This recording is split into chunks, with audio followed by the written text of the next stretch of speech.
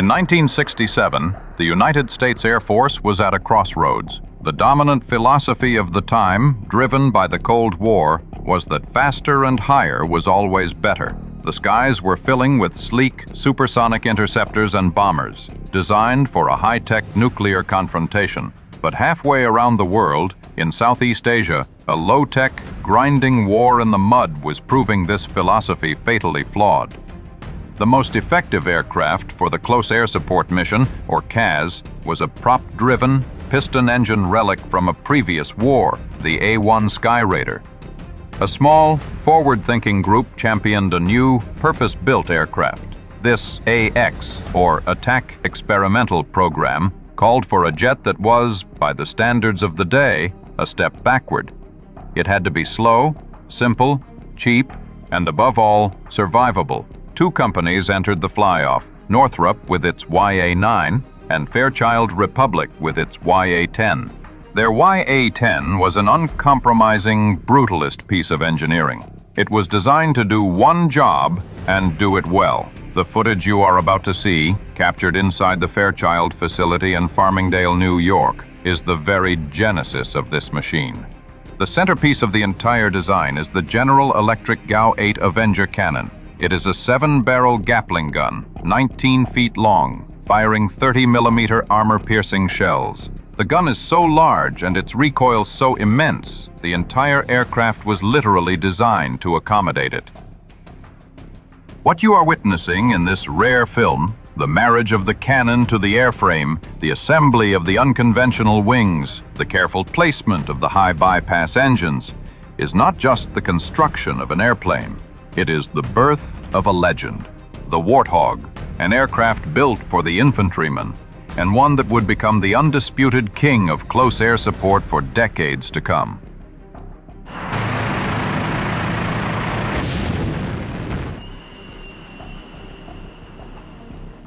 The Warthog is one of the most formidable airplanes in the history of aviation. Although this highly maneuverable airplane can carry a remarkable 16,000 pounds of mixed ordnance, it is the massive 30mm Avenger cannon which places the Warthog in a class of its own. The Avenger can fire 70 rounds a second and is the largest gun ever put into a fighter airplane, capable of killing tanks, trains, boats, or anything else that gets in its way. With an impressive mixture of agility, rugged toughness, and devastating firepower, the A-10 stands as one of the world's great planes.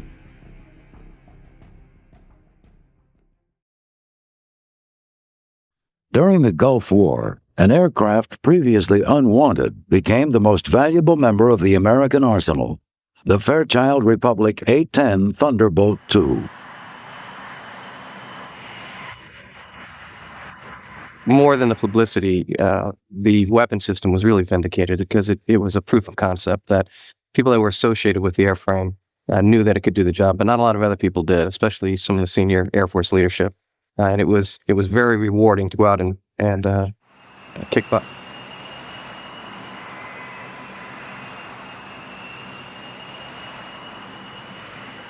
We probably took a lot of heat from all our friends in the Air Force and Navy and other airplanes because it's slow, it's ugly. You know, they like to rib us about that. But the reason it was so successful in the Gulf War is that it's not really about looks or about speed, it's about firepower. And the A-10 can really deliver a lot of ordnance in a very precise manner. The A-10 basically is a gun that they decided to make fly. The rate of fire of our gun is around 3,900 rounds per minute, or about 50 to 70 rounds per second as the gun comes up to speed. That does not sound like a machine gun. That sounds like a very unhappy lion or tiger or beast of some sort, because it has a roaring sound. When the time came to name this intimidating airplane, only one beast came to mind.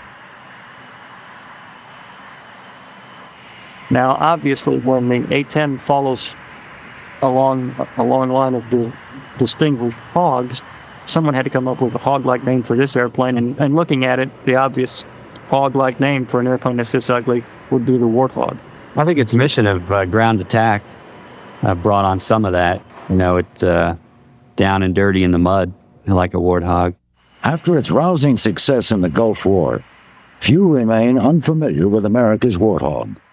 During the war, Hog pilots flew 8,100 sorties, destroyed more than half of the Iraqi armor and artillery, assisted in search and rescue missions, hunted Scuds, and often operated in the darkness of night. The airplane's remarkable durability and the hard work of Air Force pilots and mechanics enable the Warthog to operate with a mission capability rate of an astonishing 96%.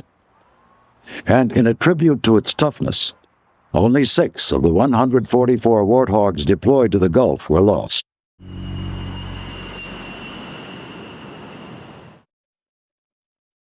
In a sight becoming more common throughout the American military, a complementary mixture of full-time Air Force personnel and Air National Guardsmen combined to keep planes like the Warthog in a constant state of readiness. Bob and I are both crew chiefs in the Maryland Air National Guard. Our unit's responsible for maintaining 17 A-10 aircraft. Bob's a full-time member of the Guard, and I'm a traditional Guardsman. But I'm not at the Guard on my one weekend a month. I'm a Baltimore City police officer. On a typical Saturday, we'll come in about 6:30 in the morning. I'll stay till about 6 o'clock at night. Usually we'll fly 10 airplanes to land again, send up 10 more. In the hangar right now, they have there's 4 airplanes in there. One they're using for load crew training. One, I believe they're doing some sort of flight control maintenance on. And the 2 in the far rear are both down for phase inspections. This airplane right now is in the phase inspection, which is accomplished every 400 hours. Flying hours. It has come in for a major inspection. And during that inspection, they basically open the entire airplane up. And in doing that, they inspect front compartments. The gun gets inspection. The engines get inspected. The wings, the gears. You have special inspections that have to be done. TCTOs, and basically it gets an overall look at everything. Okay, part of the A-10 and phase inspection process is the armors.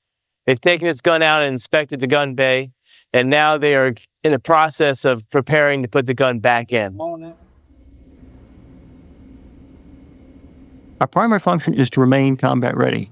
In other words, to train to the same level of proficiency as our active duty counterparts, such that if the level of tasking and the level of involvement of our Air Force reached the point where it couldn't be completely handled by our active duty units, then the Guard and Reserve is ready to fill in on very short notice. Usually on a drill weekend, or a UTA we call it, we put together a scenario for the day, a mini war for a day, and we have intel. We coordinate with intel and all the different shops, and we go out and basically execute a war plan for one day.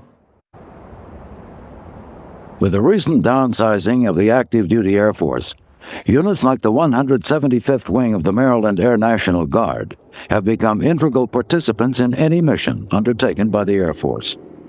About 25% of the 175th Wing are full-time employees of the Maryland Air National Guard. The remaining members, traditional Guardsmen, leave their families and employers for training 1 weekend a month, and also to serve 15 days or more of active duty each year. This is, of course, an Air National Guard unit made up of primarily prior service pilots that came out of active duty units and moved on to a civilian occupation. And in many cases, that civilian occupation was the airlines. And they fly 2 aircraft now. They have their civilian jobs with their civilian airlines, and they come in on weekends and some oftentimes during the week to fly this airplane.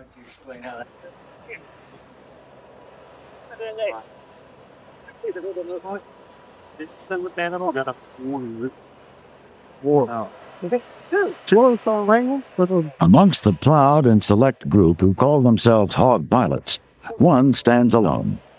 Lieutenant Colonel Ron Henry, who's been flying the airplane since its introduction into the Air Force, is the only hog pilot to have amassed more than 4,000 hours of flight time in the A-10. Nicknamed the Professor for his academic and meticulous approach to his job, Henry's invaluable experience and insight have helped countless younger pilots master their craft.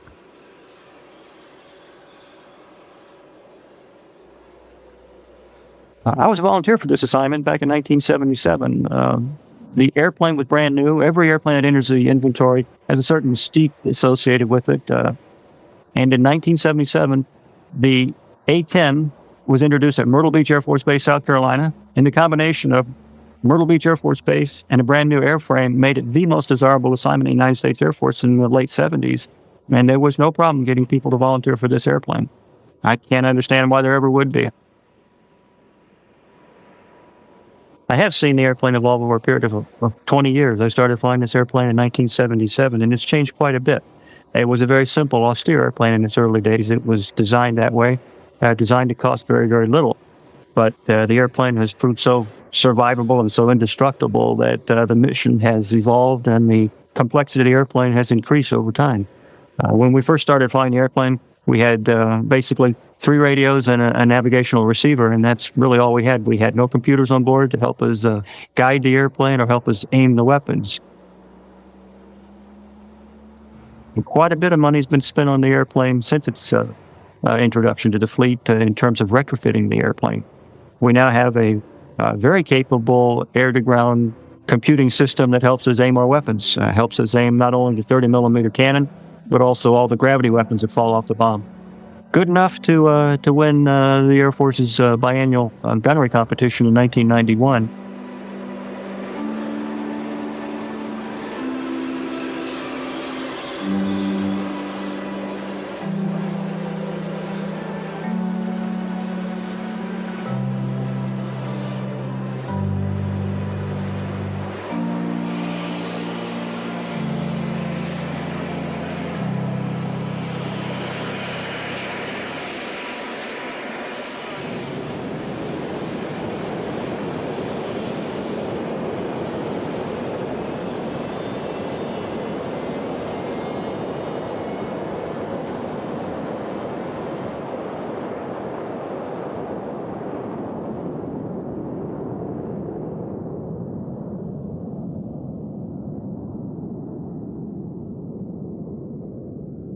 What I like most about the Guard is that we can just continue to fly as line pilots until we're 55 years old, an opportunity you usually don't have in the active duty.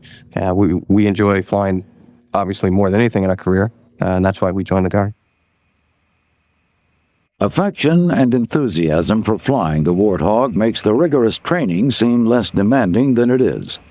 Hog pilots can ill afford to be unprepared for the challenging missions the A-10 must perform, and keeping the unit ready is a full-time occupation.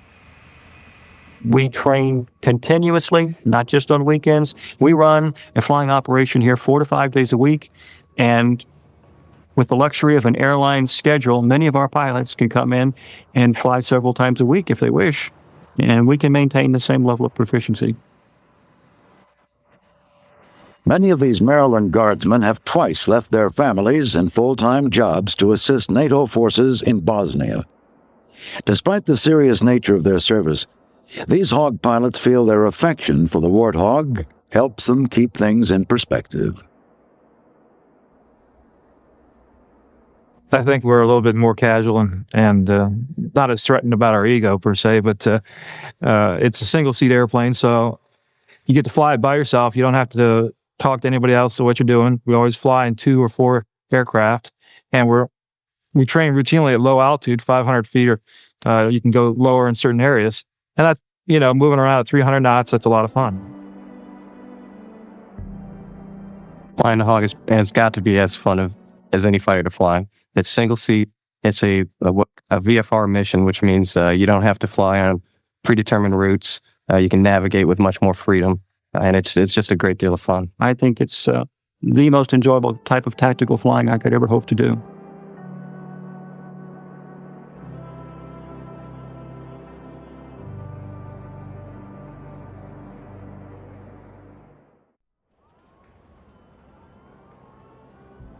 In January 1973, the Fairchild Republic Corporation unveiled the airplane the Air Force and the Army desperately wanted, the A-10 Thunderbolt II. It was not a pretty sight, but it was exactly what the military needed. The conflict in Vietnam had painfully illustrated the need for a new aircraft to handle the difficult task of close air support, a role the A-10 was methodically designed to perform. This task is one of the most difficult in all of aviation. The Warthog must loiter around the battlefield while providing support for ground forces and destroying enemy tanks, vehicles, and artillery. And this job must be performed at low altitudes, under heavy enemy fire.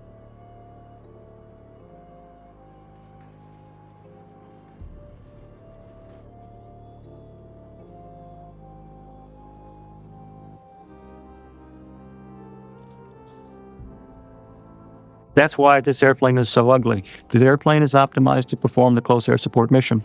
It's designed to fly slower than most. Slower because it's necessary to keep the good guys and the bad guys in sight if you're going to deliver ordnance in close proximity to those good guys.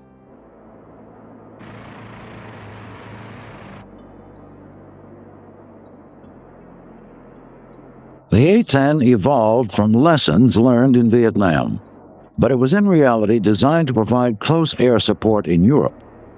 The A-10, with its tank-killing ability, stood as an integral part of NATO's strategy to match the threat of Soviet tanks, which stood poised to storm across Germany.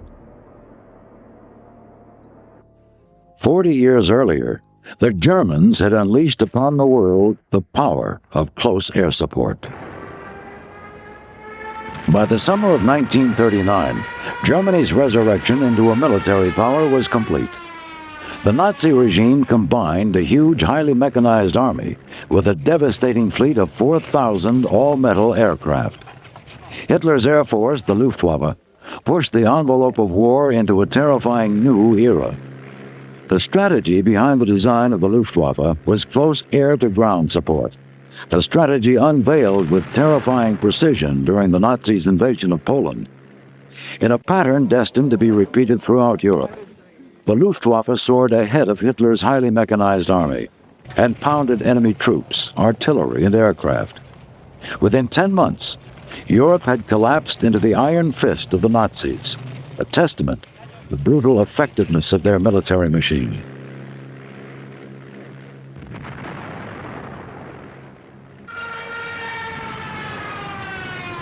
In the wake of the German victories and the emerging threat from Japan, American airplane manufacturers began designing and manufacturing airplanes at an extraordinary rate. Of all the American fighters from World War II, one simply stands alone: Republic's P-47 Thunderbolt. More than 15,600 P-47s were manufactured, more than any other Allied fighter from World War II.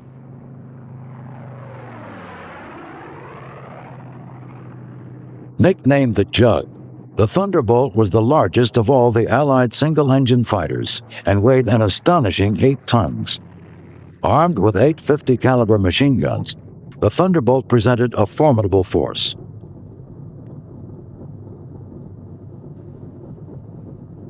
Driven by a 13-foot propeller and a 2,300 horsepower Pratt & Whitney engine, the P-47 was the fastest U.S. fighter and could reach speeds of 428 miles per hour.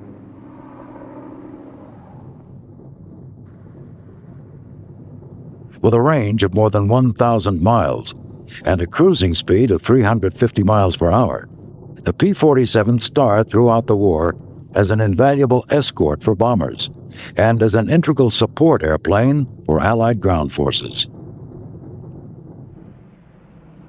Along with planes like the North American P-51 Mustang, the P-47 provided vital Allied support for the Normandy invasion, repelling German troops and weaponry which defended the shores of France.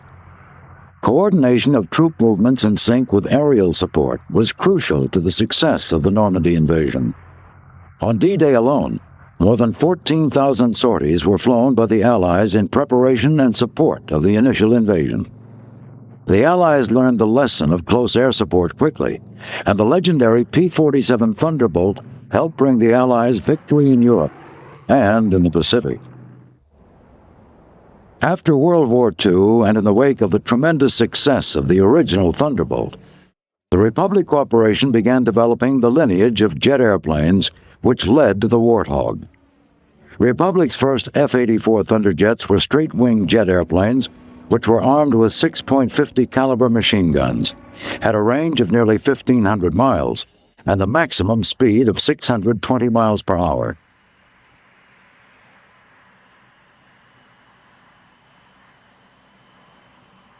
The first prototype flew in early 1946.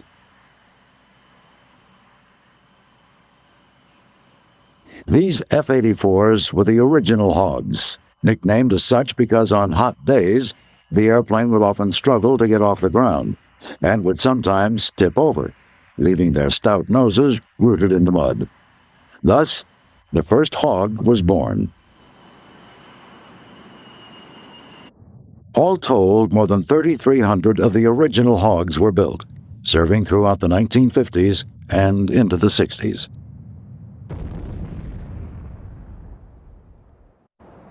Republic continually upgraded the Hog, and in 1952 they produced a swept-wing version, known as the F-84F Thunderstreak. The legacy of the Hogs continued when pilots christened the Super Hog.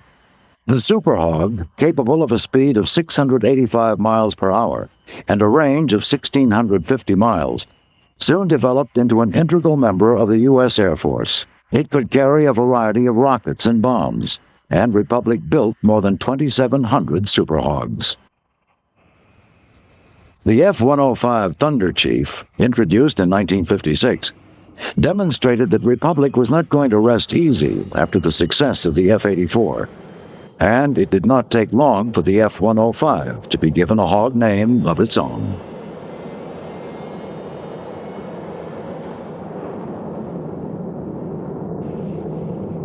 As the F-105 was introduced, the previous F-84 pilots who transitioned into the F-105 looked at their very sophisticated Cadillac airplane and thought of it as the Ultra Hog, and the 105 became known as the Ultra Hog.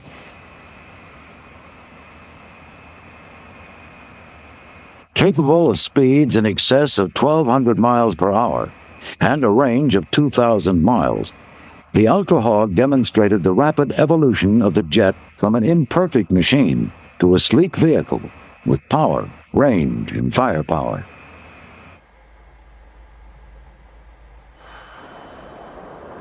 Designed as a high-speed interceptor, this large fighter bomber was armed with a GE M61 Vulcan 20mm gun and could carry Sidewinder missiles.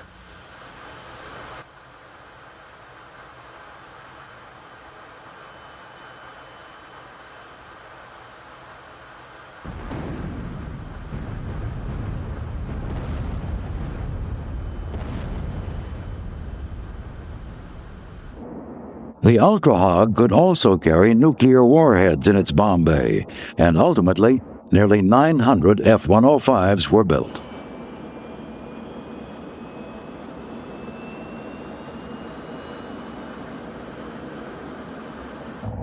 The final Hog in Republic's proud lineage evolved from the American experience in Vietnam. The war fought against a desperate and determined people in a climate brutally hostile to man and machine, pushed both to their limits. In the battlefields of the harsh, humid jungle, troop support was a foremost concern for the American military. Helicopters quickly proved their merit in this role, and the Huey paved the way for armed close air support.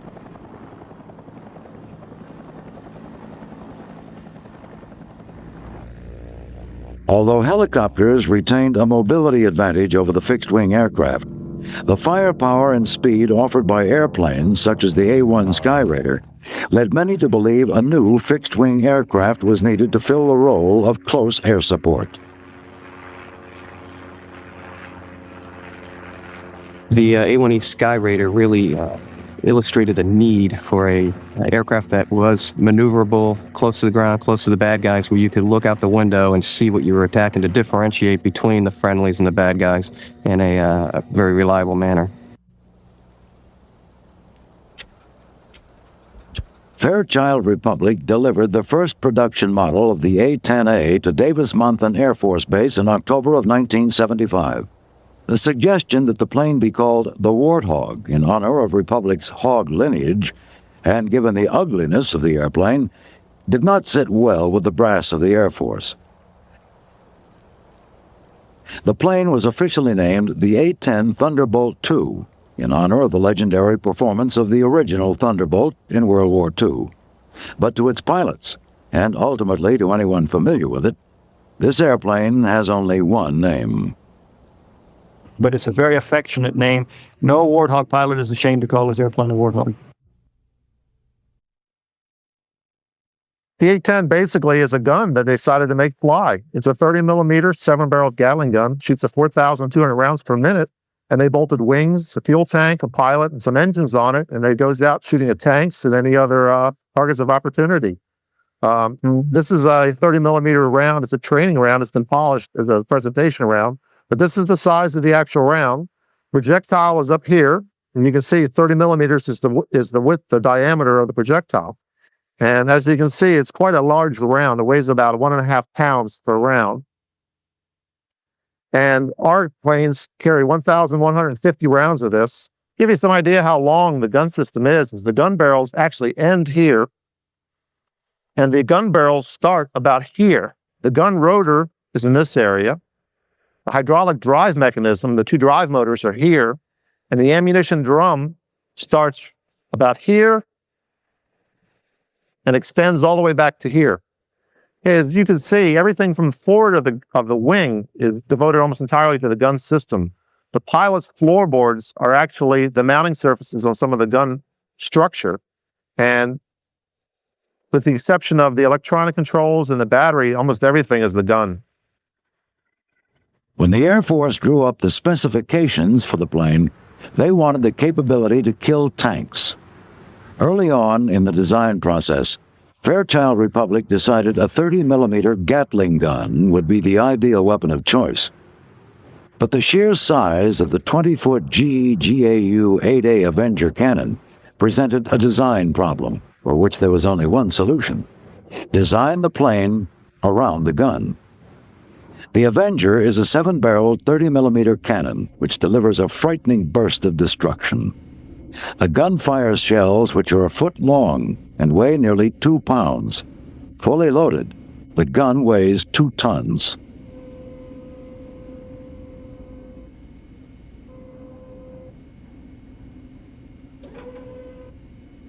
Well, the gun's a 30 millimeter. It's the largest gun, in an airplane. A fighter type airplane. There's some transports that carry bigger guns, but it's very precise. Such precision allows Hawk pilots to hit targets up to 2 miles away, and with a muzzle velocity of 3,450 feet per second, the gun can fire an average of nearly 70 rounds per second. One shot can destroy a tank.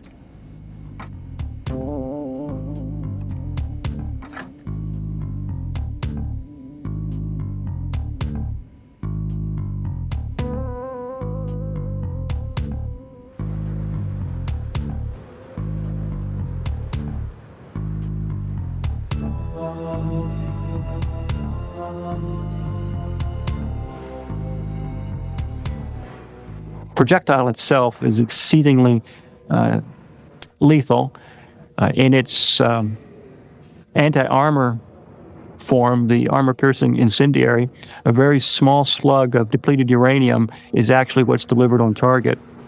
And it strikes the target with almost 12 times the kinetic energy of its predecessor 20-millimeter round. Even though it's only 50% larger in linear dimension, it has 12 times the kinetic energy on the target.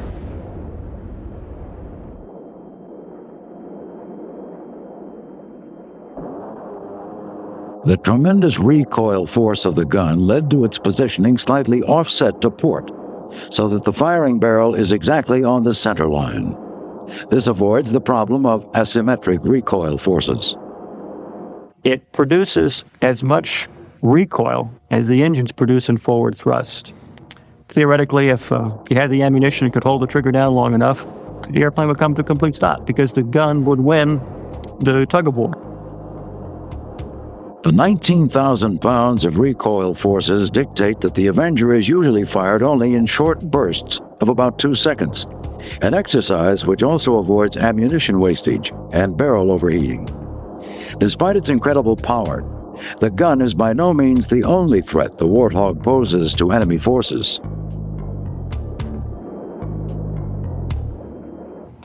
The A-10 is an attack airplane, and that's a euphemism for bomber. It does primarily drag bombs around the sky, although we tend to employ the gun whenever possible because the gun does give us the option of standing off from the target, sending ordnance a mile and a half downrange, and then actually departing the target area without having to overfly the target. However, the airplane can carry up to 16,000 pounds of releasable external stores. And that, I think you'll find if you check your history books, is about 4 times what a World War II B-17 could carry. The A-10 carries its massive load of 16,000 pounds of mixed ordnance on 8 underwing and 3 under-fuselage pylon stations. These 11 hardpoints allow the A-10 to be armed according to the task at hand. This right here is a ECM 184 pod. It's an electronic jamming device. This is a Mark 82. This right here is a cluster bomb.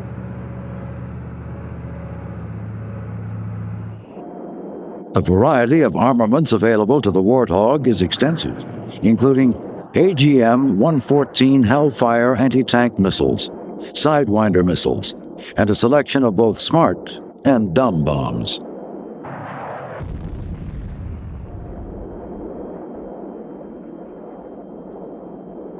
Although we carry dumb bombs or unguided bombs, we have a state-of-the-art delivery system. It's called CCIP, constantly computed impact point. And what that allows us to do is it allows us to deliver stupid bombs or dumb bombs with great precision.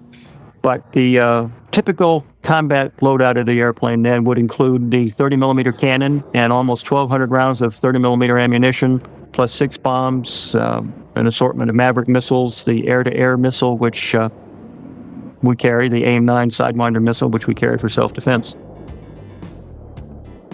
Armed to the teeth, few can challenge the firepower of the Warthog, and none can dispute its toughness.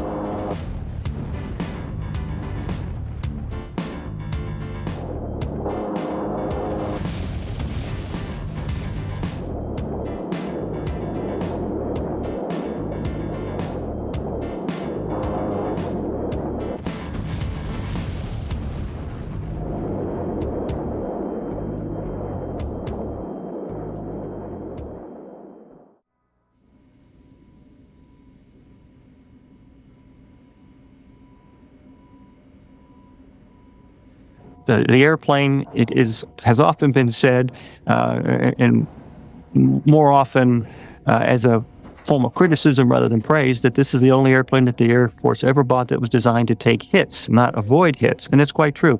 The airplane was designed to take hits and absorb damage and survive. Every aspect of the Warthog can be traced to the simple concept that the airplane had to survive its grueling mission. And the A-10 was designed with several thousand pounds of titanium steel surrounding critical flight components, one of which, of course, is the pilot. And this was an intentional design decision on the part of the designers, wherein they were willing to sacrifice fuel or ordnance load in favor of survivability. Reinforced with nearly 3,000 pounds of titanium armor plating, the Warthog can survive direct hits from armor-piercing and high-explosive projectiles up to 23 millimeters. 1,200 pounds of the titanium surrounds the cockpit, enveloping the pilot in what is commonly referred to as a titanium bathtub. This bathtub of 1.5-inch armor gives Hog pilots added security as they undertake their dangerous missions.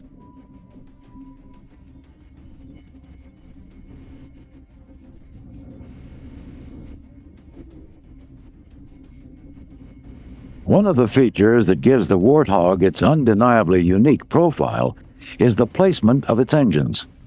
The A-10 had to have 2 engines for survivability. Fortunately, during the early stages of development, the designers found out that GE was working on turbofan engines for a new Navy anti-submarine aircraft. Turbofans had made inroads into civilian aircraft, but had not been much use in the military sphere. These engines held several advantages which made them an excellent choice for the A-10. They offered high fuel efficiency, and they were less noisy than turbojets, and had a lower heat signature.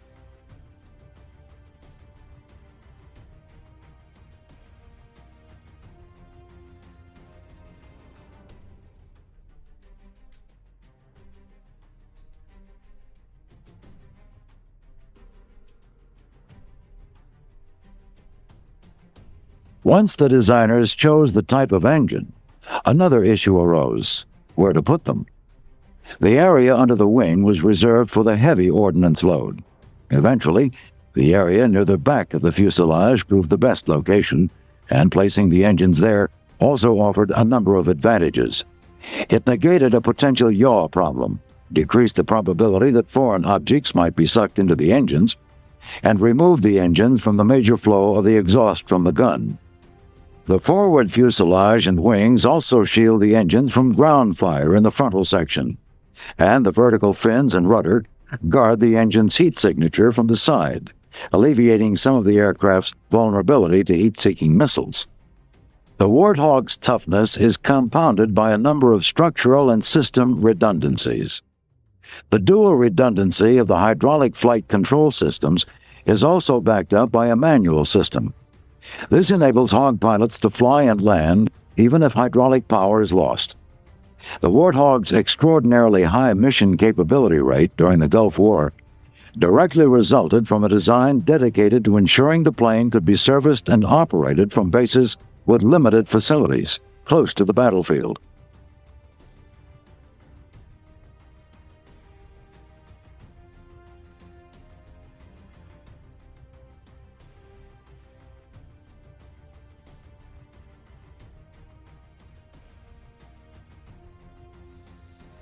Many of the A-10's parts, including the engines, main landing gear, tails, and vertical stabilizers, are interchangeable left to right. Interchanging as well as cannibalizing parts between aircraft is a standard maintenance procedure, one used with much success during Desert Storm. The shape of the airplane, the fact that it's battlefield repairable with very simple surfaces, was all built into the airplane because the designers realized this airplane's probably going to take a hit. The mission of the Warthog is such that hits are inevitable, and there have been and will be instances when the pilot must abandon his hog to save himself. I'm the life support superintendent here at the Maryland International Guard, and part of my job is to ensure that pilots can remain safe while flying, but also in case of an emergency they have to eject, that we supply them with survival gear to ensure their survivability on the ground. And part of that gear that we would pack in their kits is provided here on the board behind me on display. And a couple of those items, first, outside of a large kit, we have two small kits that are contained inside. And inside these small kits would be the items that we have shown on the wall. And let me point a couple of those out. Obviously, we have the mittens and socks, both of wool, used for wintertime warmth. Obviously not a problem now. We've got your knife, which is one of your basic utensils in survival. And we have a container to hold water. Water is one of your primary needs in a survival situation. And we do supply many packets of the flexible drinking water there with them. We do have food, but that is not as important as water. We also have, probably getting into the most regarding rescue, would be the flares, which we have the handheld launching flares. We have other flares here to direct rescue aircraft in to pick up that pilot. And as soon as that pilot would eject and hit the ground, his survival radio. Very important to talk to other aircraft in the air to let them know what his situation is, and also to talk to rescue to direct them to his location. Part of the A-10's mission is to fly low to the ground to give close air support to the troops there. So naturally, this is going to put them in harm's way and leave them open to gunfire, missiles, and so forth. So the A-10 pilot probably finds himself in more jeopardy than the fast flyers flying at much higher altitudes. It's important that these items be there. Now, it's something that a part of our training, or a lot of our time is spent in training the pilot for something he may never need. However, should he need it, He needs to know that it is there and it will work, and fortunately could save his life.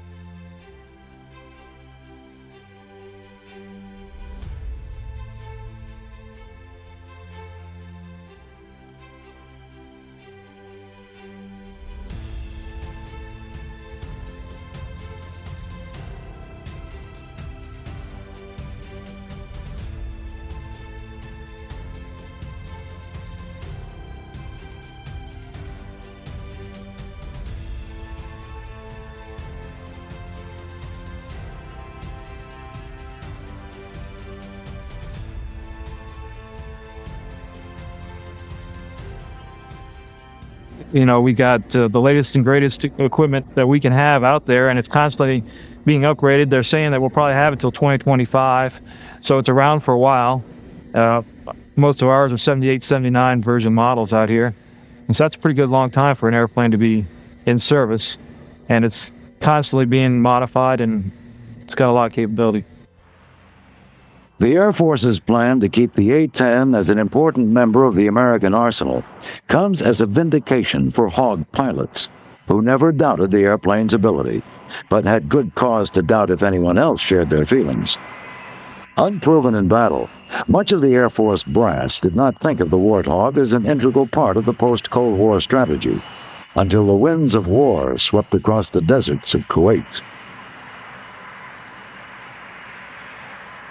You know, the mission changed a few years ago. Before, we were looking at a high-threat scenario in Eastern Europe. And then with the change in the political climate, all that changed, and now we're looking at conflicts like Bosnia and Iraq, where the mission is different, and this airplane is well-suited for both those missions in Iraq and Bosnia. Many doubted whether the Warthog could adapt to the new missions of the post-Cold War era. But the Warthog rose to the challenge, and during the Gulf War, served brilliantly in a variety of roles. Despite only flying 30% of the sorties, the A-10 was responsible for more than 50% of the confirmed bomb damage, and only 6 airplanes and 2 pilots were lost, a remarkable rate considering the danger of the missions. Given the heavy use of the airplane, it did not take long for the Iraqis to become all too familiar with the Warthog. There was a quote from one captured Iraqi who said that it was the most feared airplane. I think largely because we spent a lot of time over the troops, over the Army. You know, where some of the other airplanes were attacking strategic targets, buildings and bridges. Maybe the troops didn't have as much exposure to those airplanes, but they saw the A-10, and they were never quite sure what target we were going to choose. So, you know, there's some concern on their parts, being down below, not knowing when and where it's coming. We had 144 airplanes stationed over there, and it was 24 operations. We had 2 night squadrons and 5 squadrons on the day schedule, and we just totally saturated the air with A-10s, 25 miles deep. So that's all they saw continuously. And you could imagine sitting on the ground wondering if you're the next target. It was a big psychological game that was. And listening to the gun makes it a real, I don't know if you've ever heard it, but it makes a great roar. And it echoes, and you can hear it for quite a way. And having to listen to that hour after hour, day after day, I'm sure it took its toll on them.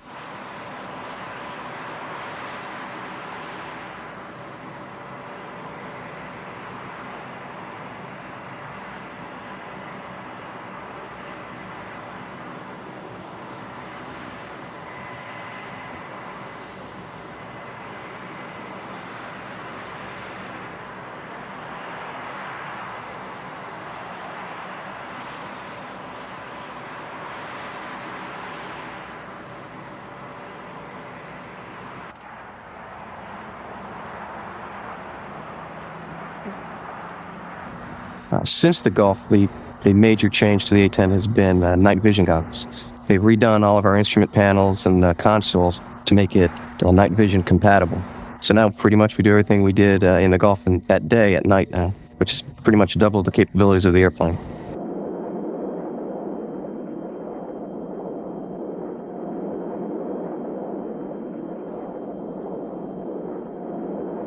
With the A-10's role in the Air Force cemented well into the 21st century, the Air Force and the Air National Guard will continue to keep the Warthog combat ready, demonstrating a successful adaptation by the military in a changing era.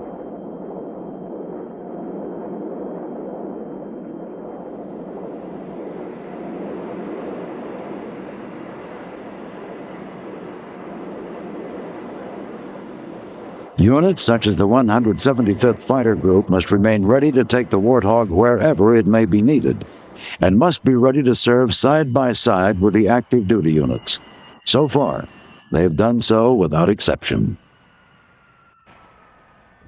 We have, in recent months, undertaken the same tasking that our active duty squadrons have undertaken. We have been to the European theater to support the operation in Bosnia, over Bosnia. And we had guard units deployed to the Persian Gulf and performed admirably. I mean, there was little to no difference between, I must brag to some extent. There was no difference between their performance and the performance of the active duty units there.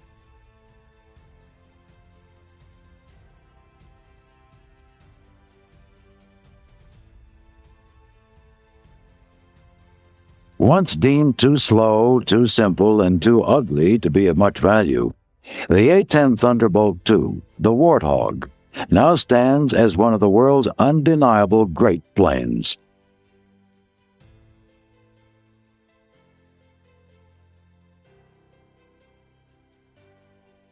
Its outstanding maneuverability, deadly firepower, and legendary toughness are testaments to a successful design concept.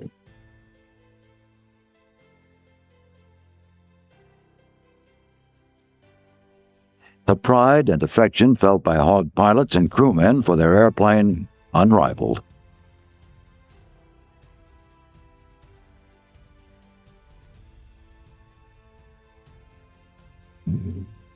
For these soldiers, it was merely a matter of time before the world recognized the greatness of the extraordinary airplane with the unforgettable name, the Warthog.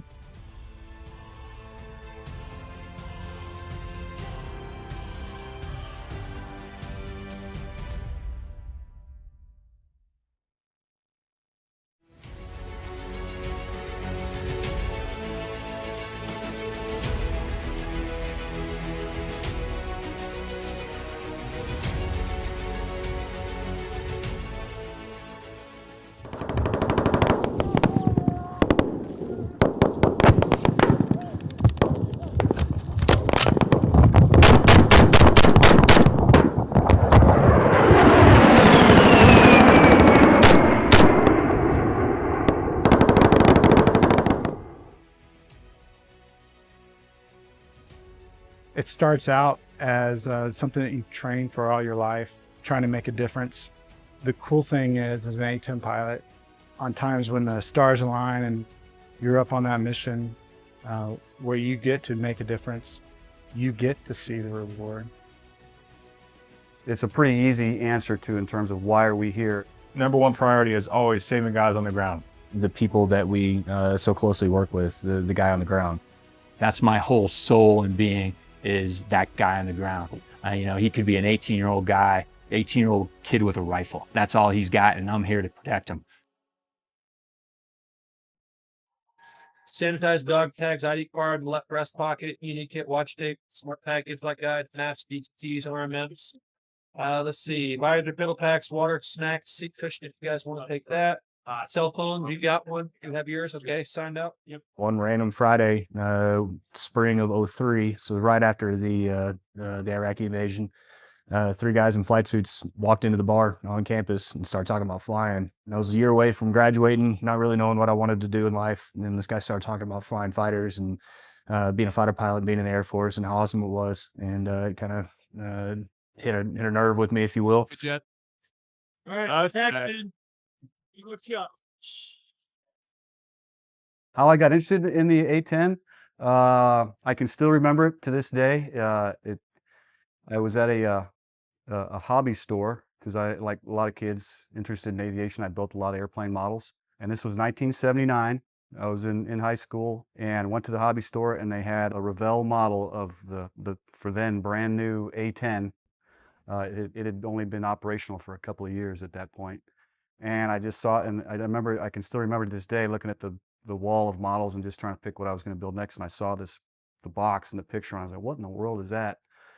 During about the last month of pilot training is where you put in for what airplanes you want to fly. And I was torn on the F-15E or the A-10, on which one I wanted to put number one on my list, you know. So Luckily, one of the respected IPs in our flight had flown both the A-10 and the F-15E. And all he said to me was, Mitchell, what patch do I wear on my shoulder on Fridays? And the patch he always had on was the A-10. So I ended up putting the A-10 as number 1, and I loved the mission, the thought of the mission at the time. And now looking back on it, I clearly made the best choice of my life on picking to go to the A-10. And then, of course, I was blessed and fortunate to get picked up by the Air Force to go fly the A-10. So that's how I am right here.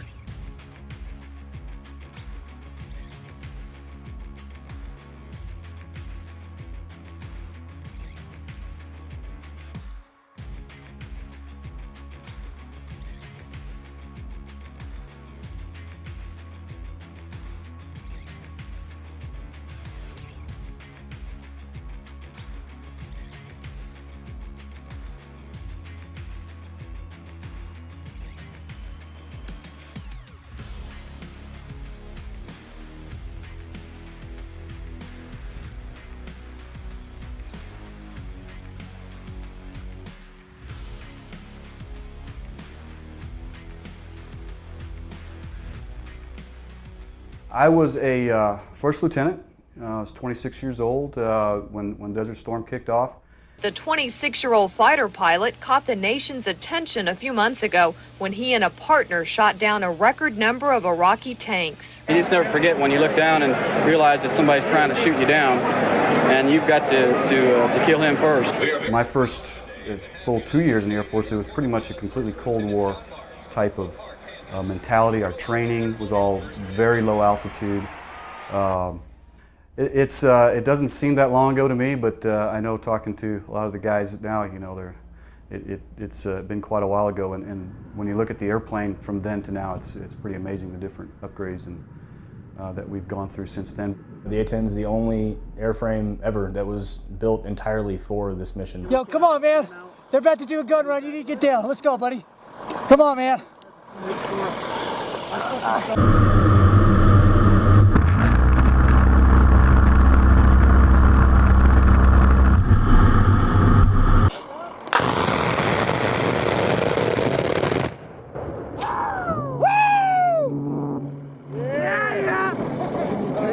A-10 saving the day again, baby. There's just nothing that matches the devastation that gun can bring.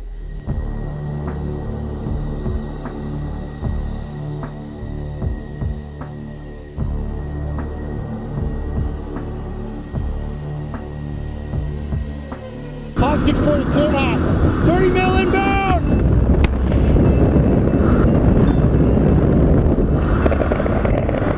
It's an awesome testament to the aircraft, I think, that the same gun that we used to kill main battle tanks in 1991 is the same gun where we can shoot a single insurgent that's fleeing on a motorcycle or shooting at our guys from a tree line. Point is, you know, the A-10 was built for ground combat, okay? Ground combat we had the old linear battlefield type where we're gonna go fight a bunch of tanks going low at 100 feet, and then we've morphed into a medium altitude precision strike platform because the airplane has been updated and modified to be able to do that. Sensors are great, they're amazing, they enable precision strike, they enable us to generate coordinates that are pristine, that are right on the target, but that will never replace just, you know, looking right outside of my cockpit and looking at the battle space. What am I seeing out there, big picture? We do have this personal connection with the people that we so closely work with, the guy on the ground. We hear him getting scared. Request immediate re-attack, same remarks, same restrictions, from last hit, north 75 meters. We hear him getting excited. Here we go, that's it. Good hit, good hit, good hit. Dash 2, I need you in the same remarks, same restrictions. We hear the bullets flying. We hear him taking cover. We hear him breathing hard. And it becomes a very personal mission, especially when you start hearing about guys taking casualties down there. You take that hits very, very close to home. Nobody ever wants to hear that. We care about guys on the ground. We do our mission in relationship to guys on the ground. We are support element essentially for the Army.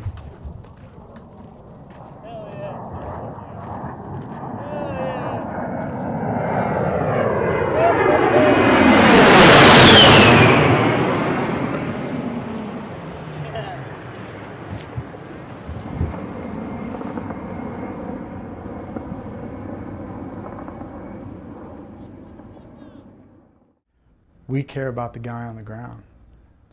I'm not saying air interdiction mission isn't caring about the guy on the ground, but it's not tangible. You can't really grab the benefits of it right then. You're going to wait a certain amount of time to see its effects. Air to air, how's that about the guy on the ground? Well, you're building air superiority, air supremacy, correct. But is the guy on the ground going to see it, get the tangible benefits of it? No. Close air support is about the guy on the ground. Combat search and rescue is about the guy on the ground.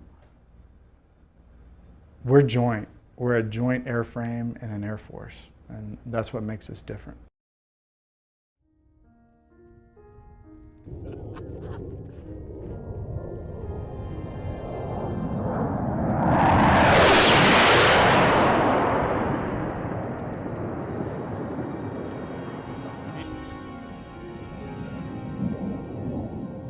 The A-10 has proven itself time and again as being really a nightmare to the enemy.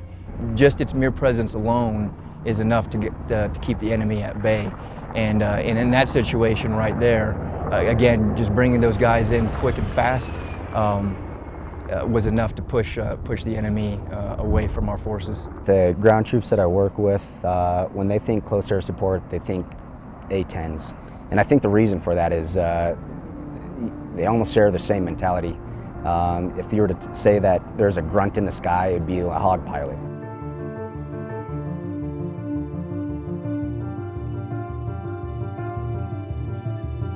They're very user-friendly. I mean, any one of these dudes could pick up the radio if I get shot in the face and, you know, employ. Those guys are really professional, very well trained, and if, you know, you have a random Joe who doesn't know what to do, those guys can pull it from them.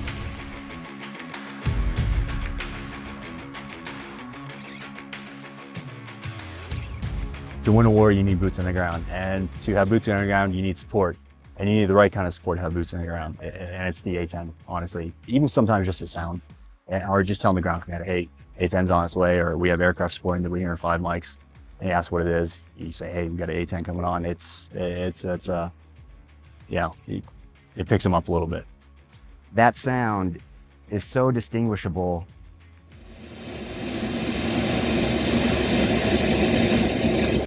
Literally shakes the ground. It is amazing. You hear it first when it fires, and then you hear it echo from the gun in the sky. That sound right there just drives 11 Bravos nuts. It's amazing.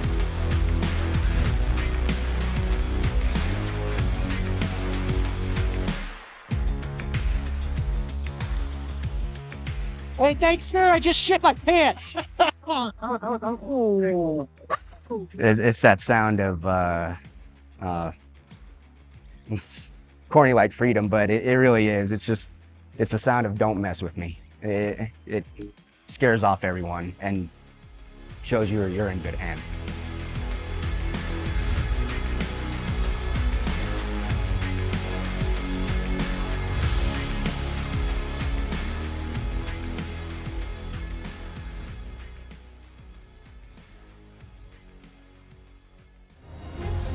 Every aircraft has a story that deserves to be told.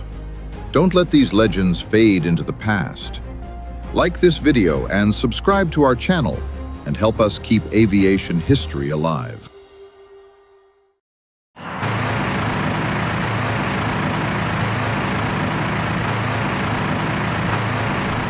In 1967, the United States Air Force was at a crossroads. The dominant philosophy of the time, driven by the Cold War, was that faster and higher was always better. The skies were filling with sleek, supersonic interceptors and bombers.